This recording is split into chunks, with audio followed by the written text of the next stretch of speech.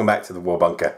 Today we're going to continue to look through the toy box, which is the Space Marine Codex, looking today at troops.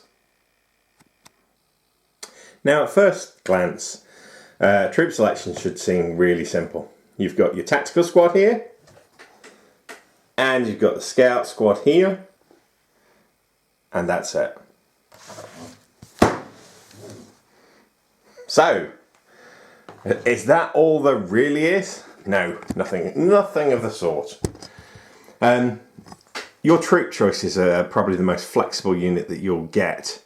And Space Marines have got a really good couple of choices for units here. You've got over here your standard, what's called a tactical squad. These are what you come to expect and love from Space Marines. They are these tough hombres in powered armour, very difficult to kill. With a bolt gun, they are the best, one of the best shots, best fighters, toughest, strongest troops in the game, basically. 3 and up cover save on a D6. 3 and up armour save, sorry, on a D6. Very difficult to take down. Very intimidating if you're against them. And on the other side, you have your Scout Marines here. Let's get it to focus. Come on guys, focus. Hey, just like that. Not quite so well armoured, but still one of the best armoured. They're as armoured as Tau, 4 and up save versus 3 and up. Slightly less weapon skill and ballistic skill, but still like one of the best troops going. It would be easy to just put it down to a simple choice of 1 or 2, tactical squad or scout squad. But in actual fact, there's a lot more subtleties going on there in the various options that you can add.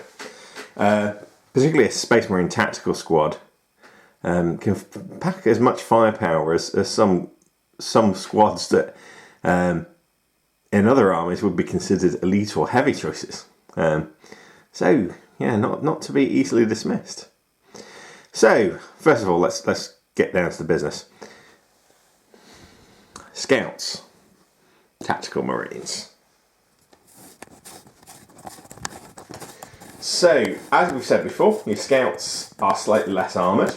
They're not really, overall, as good as your Marines on the left. They are, however, a little bit cheaper, so they're an option to make it a little bit of a cheaper unit. They benefit from rules like Scout and Infiltrate, which means they're easy to put at the beginning of the game or to bring on as reserves in a way that can really mess up the enemy. And as Cameron might tell you, I've used them before to kind of like come along his back and basically wreak havoc with his back lines. Because typically what will happen in the game is that you'll build up a heavy front and put some things at your rear. Well, these scout guys are really good at coming in at your least defended part of your line, and like you say, really wreaking havoc.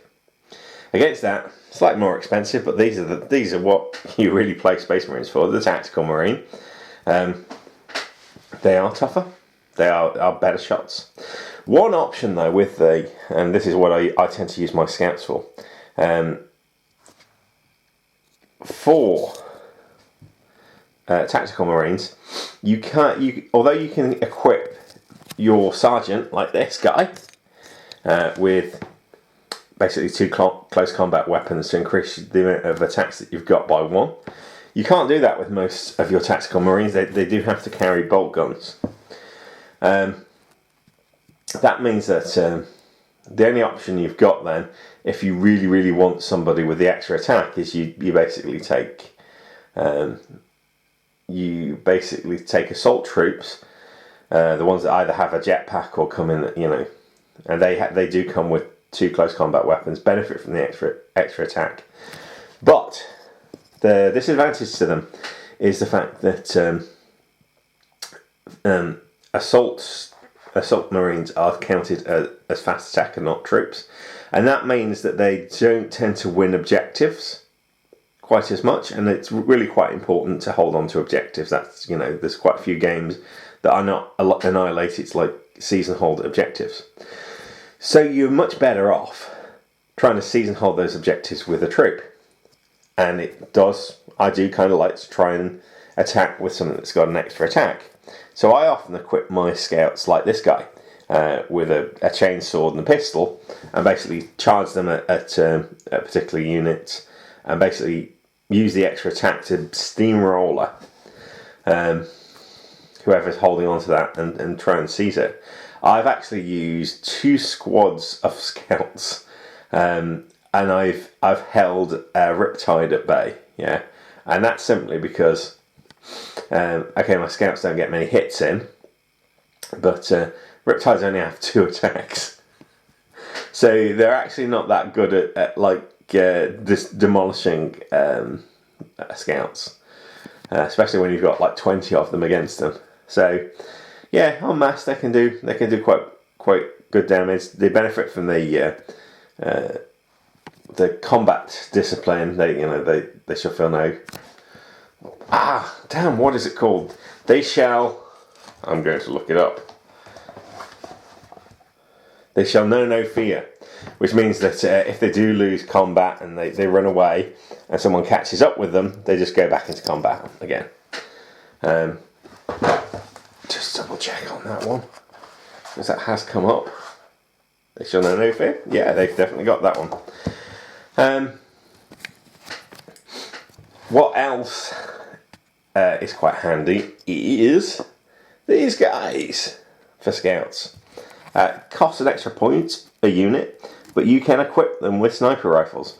It's unfortunate that what you do then is you've equipped probably the only unit in the Space Marines with the lowest ballistic skill at 3 with sniper rifles. But sniper rifles are really useful. I love having... Cameron uses snipers quite a bit. He loves his ratlings. I find them very good as well. They basically wound on a 4 and up.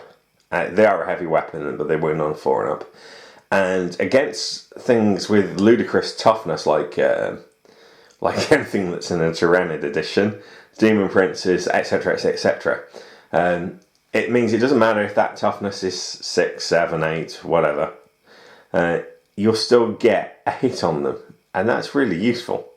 So these are really good against monstrous creature. I really recommend them. And on a 6, of course, they get rending, which gives them an extra boost to cut through any armor. Likewise, these are a good kind of Riptide bane as well, because again, 4, 5, or 6, they've wounded it. It doesn't matter. It doesn't matter the fact that it's a giant robot. That's how it works. Brilliant, absolutely brilliant. So I like to use maybe a squad of 5 of these guys, and maybe some of these, particularly if I'm light on points, particularly if I can't afford all the tactical squads I want. I'll quite happily fill up with a couple of scouts, and I'd rather have 2 full units of scouts than 1 and a bit extra of tactical marines. But yeah, tactical marines. Let's go and have a look at them. So, a little bit of wording on you obviously can start with just a squad of 5. I reckon for a game of more than 1,000 points, you don't really want to take squads of 5. I find that basically, with a lot of firepower out there, you rattle through that. 5 guys don't tend to stand up for long, and it does help to take the extras. So take the full squad. If you got the points, nothing wrong with having a 5-man squad if that's all you can afford. From there, you can basically start substituting things. If you got a 5 or a 10-man squad, you can substitute either. If you've got a 10-man squad, you can substitute a special weapon and a heavy weapon into this squad. Now, this is a point where you've got to think very carefully about what you want to do with this army. Likewise, for the sergeant, you can give him a power weapon. You can give him even a power glove if you want, and you can really kind of boost him up. But again, it really helps to think about how you're going to use these guys. if you're expecting, and this goes back to what I was talking about before, am I going to try and use these guys to engage people from a long distance, or am I going to try and get up close and assault people? If you focus the army correctly, you'll be able to get the most use of them. If you try and hedge your bets, what you'll find is there'll always be one guy that you're not quite using. So some of the special weapons options are, for instance, everyone loves these guys, a flamer. And that means that you can kind of lay down one of these guys.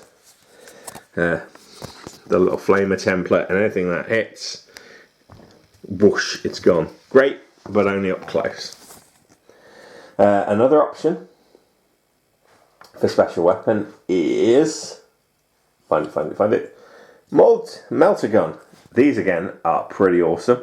Strength 8, only got a range of 12 inches, so again, very, very close range. And a high AP, which just pretty much melts any target. But again, if you're going to engage from a long distance, you might really not want to take that. This is my proxied model. I've got all these Space Marines, and I didn't really want to kind of start building some more, buying a whole lot more. But that's my proxy for a grav gun. Grav guns are really good against super strong targets, like we were talking about. Ironically, the kind that you'd also use good old snipey for.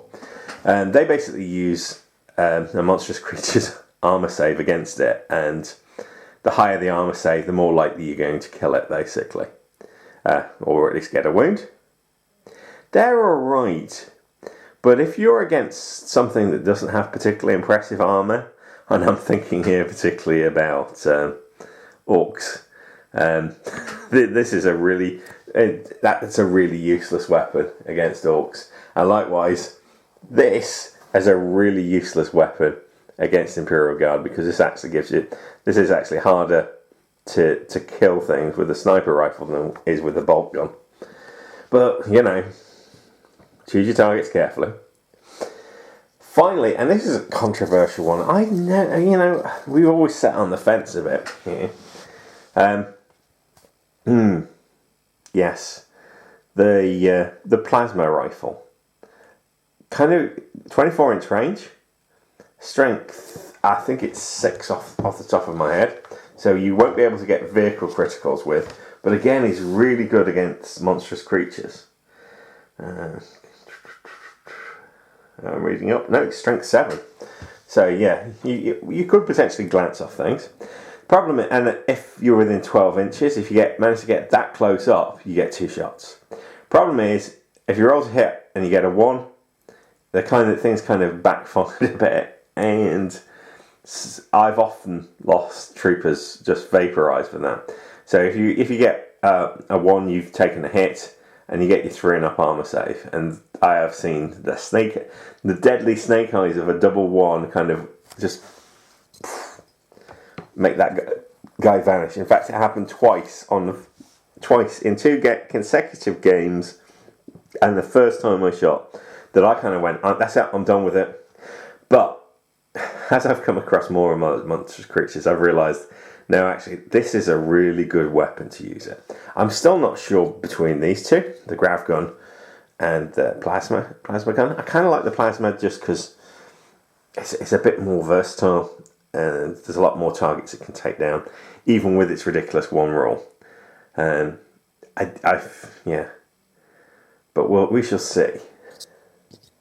Now, in heavy weapons slots, what have we got? We have the good old heavy bolter. Just great for giving extra firepower to your unit and mowing down more troops.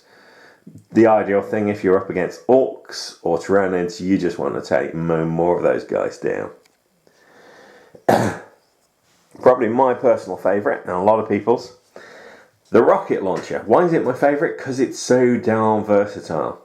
Strength 8, AP3 though, so it's not much good against some highly armoured things. You could even pay for the upgrade, and I usually do, that allows you to basically use use it to take down aircraft as well. That gives you an extra anti-aircraft thing, and it just adds to the versatility. You can also use it in area effect, so use it as a small blast and onto army. Again, very useful against grunts. It really is just a versatile, probably the best weapon going, and not terribly expensive. Only thing is, if you come up against things like, dreaded, you come up against dreaded, anything with an armor value of 2 and up, it's not much good, and it just things just ricochet off it. If that's your problem, then it's probably this guy, the las cannon, the trusty las cannon, is your friend. Strength 9, best weapon in the Space Marines thing. Arsenal. It is a little bit expensive. To me, it's not as versatile. This is really very good against monstrous creatures and against vehicles, but not so great against hordes. I've sometimes overdone my last cannons, had too many of them, and they're great against armies about just bringing people down, whittling their numbers down. But what they don't do is, against horde armies, you just don't have enough shots to actually kind of bring down, a large number of troops if that's what you're facing. So I try and use them sparingly. Well, I've only got 2 anyway, but I do tend to just if I do give one squad this guy, I tend to give the others, the other squads this guy. Combinations, again, everything depends on how you want to use them. Again, if you're equipping with heavy weapons and you're trying to engage from a long distance, what you probably don't want to do is equip your sergeant with a power weapon, because that's going to be a waste of about 15 to 20 points. And because to get that close, you're going to have to, you're kind of sacrificing some of your heavy weapons you've paid points for. And if you're doing that, you probably don't want your flamer, and you probably don't want your melter gun either, because you really want to attack from a distance. One of these weapons does quite nicely, either the grav gun or the plasma gun. The grav gun gets glancing shots on a 6 on pretty much any vehicle, so that can be quite useful. But to give a kind of good all-round thing, I'd be usually tempted to probably have rocket launcher and probably a grav gun. They would be like my most versatile choices. Particularly that thing, the grav gun, can really shoot quite well at those high AP targets. The other thing I tend to do when I set things is make sure that I set up my unit a bit like this and kind of really cluster the entire army. You'll get this. Cluster my entire army around these guys, because you always take casualties from the front, and so you don't want to put your 2 main weapons right in the front so they just kind of get vaporized first time. You kind of want to deliberately kind of stagger them back. So you've got to kill 1, 2, 3, 4, 5 troops before you even get close to my special weapons. That's actually quite a choice combination there. Between those 2 things, you could really kind of do some damage. You've got this thing that's quite good on AP.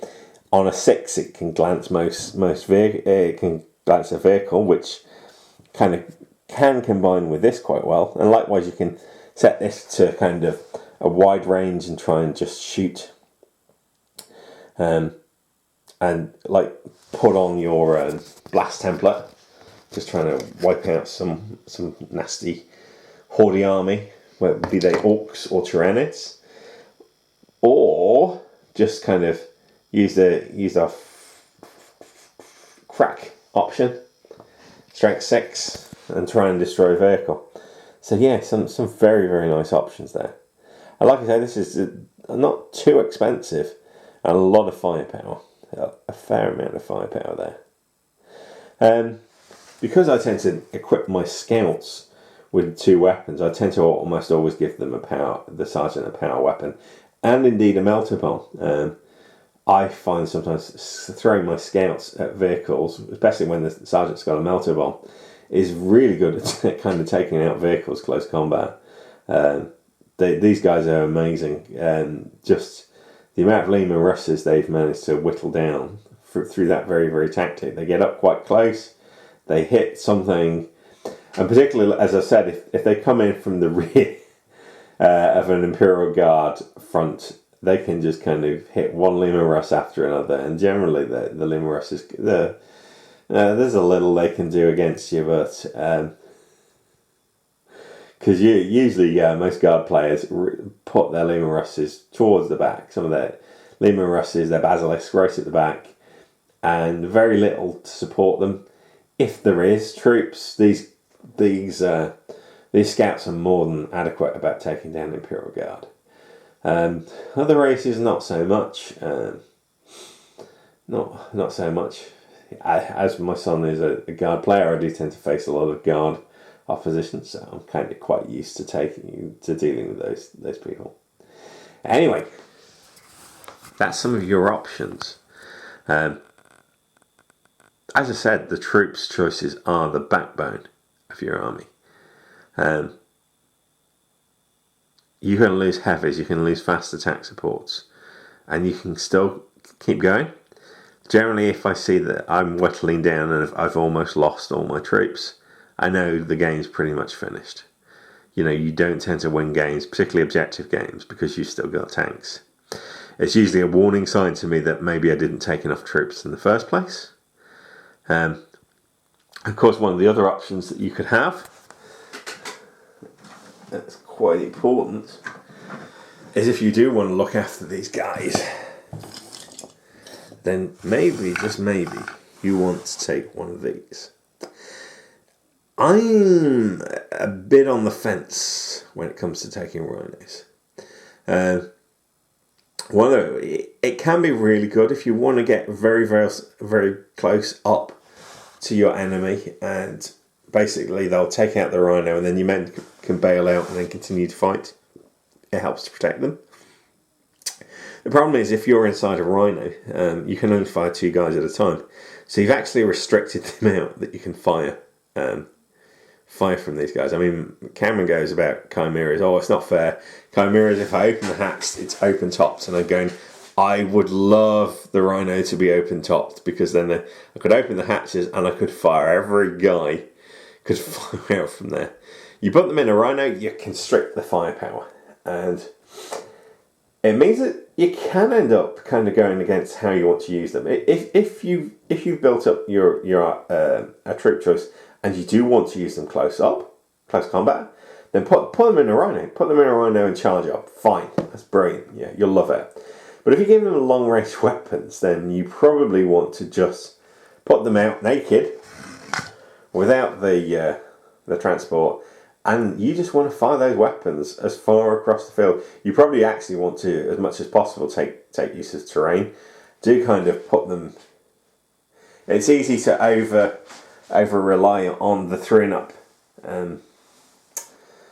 armor save that Space Marines have, but it's, if you really pee off a player, there are some AP3 and AP2 weapons out there, and as much as possible you want to dig them into cover, so that if someone does decide to use a last cannon or something against you, you do at least get some benefit from cover. So I do like to dig them in a bit, shoot them from a long distance, kind of see how that works. And like I say, just kind of know who you're up against. If you're up against Imperial Guard, then maybe it's worth just going charge. These guys will rip to pieces. Most Imperial Guards. They really will. But it's just knowing what you're strongest against and trying to use them well. It's very dangerous sometimes to go, this is a squad of shooting guys. I will give the sergeant a power weapon. Now they can stand more of a chance against squads that are very good, enemies that are very good against close combat. Yeah, it gives that guy a bit more chance, but the rest of the guys maybe not so much. Maybe you are better at just keeping the distance, shooting them. Just kind of get close enough to fire and then almost fall back a little bit each time, just so that they can't just charge at you, and just keep shooting them, and kind of whittling down the strength that way. And what I mean by that, there's some armies where you kind of want to advance against them, shoot, and then just keep falling back as they come closer. And that gives you room to manoeuvre, but also manages to allow you to maximise your firepower. That's a great tactic to use against orcs and against tyranids as well, who you don't really want to get that close up to. Anyway, this is me. That's all for troop choices for today. This is me signing off. Have fun.